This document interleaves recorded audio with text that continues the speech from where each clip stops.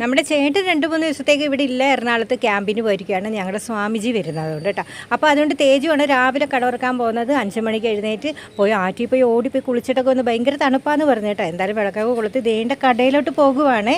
അപ്പോൾ ഞാനും പുറകിലോട്ട് ചെന്ന് കേട്ടോ. പരപരാ വിളിക്കുന്നേ ഉള്ളൂ. കിളികളൊക്കെ ഭയങ്കര ശബ്ദമാണ് കേട്ടോ. നല്ല രസമുണ്ട് ആകാശമൊക്കെ കാണാൻ കേട്ടോ. അപ്പോഴത്തേക്ക് തേജു അങ്ങോട്ട് പോയി. ഗൗരി ഇന്നലെ വൈകിട്ട് വന്നിട്ടുണ്ടായിരുന്നു. ഇന്ന് ആശുപത്രി പോകേണ്ട ദിവസമാണ്. അപ്പോൾ നവനീതും ഗൗരിയും കൂടെ ഒരു 10 മണിയൊക്കെ ആകുമ്പോൾ ആശുപത്രി പോകും. അത് കഴിഞ്ഞിട്ട് എനിക്ക് എല്ലാ ജോലിയൊക്കെ കഴിഞ്ഞിട്ട് വേണം കടയിലോട്ട് പോകാൻ കേട്ടോ. തേജു പോയിന്റ് പുറകെ ഉച്ചത്തേക്കുള്ള എല്ലാം അരിഞ്ഞു വെച്ചു കേട്ടോ. അപ്പോഴത്തേക്ക് 2-3 കപ്പ അവിടെ ഇരുന്ന് അതെടുത്ത് ഞാൻ പുഴുക്കും വെച്ച്. ഇന്ന് സ്പെഷ്യൽ ദോശയാണ്, ഒരു പരീക്ഷണമാണ് കേട്ടോ.